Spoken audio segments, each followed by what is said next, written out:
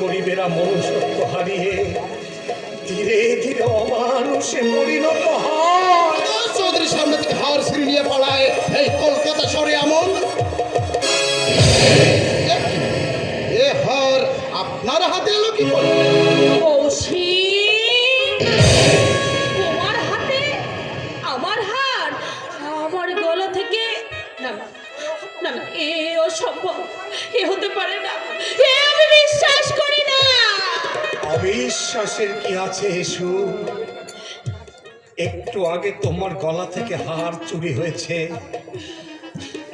সেই হার এখন আমার হাতে। এমন নির্ভুল সত্যটাকে তুমি কেমন করে অস্বীকার করবে সুচেতা?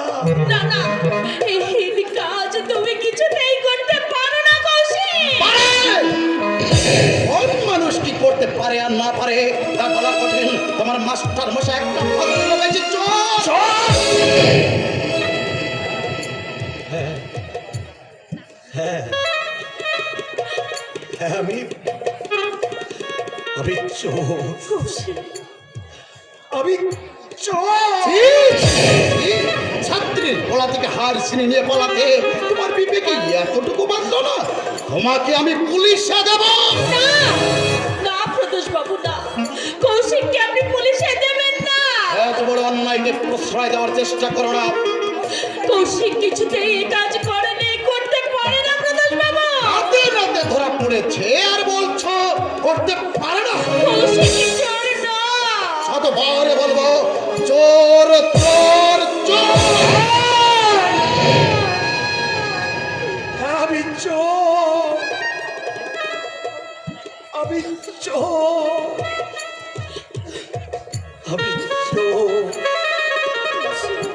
প্রতোষ বাবু, আমাকে আপনি থানায় নিয়ে চলুন। কৌশিক, আমাকে ভুলে যেও সুচেতা। আমার বর্তমান পরিচয় তোমার কাছে সত্য হয়ে থাক। অতীতের কৌশিকের কথা মনে হলে যদি চোখে জল আসে, যদি তোমার হৃদয়টা চঞ্চল হয়ে ওঠে, তাহলে বর্তমানের এই হতভাগ্য কৌশিককে মনে করো, সহজেই ভুলতে পারবে। শুধু একটা কথা মনে করবে, কৌশিক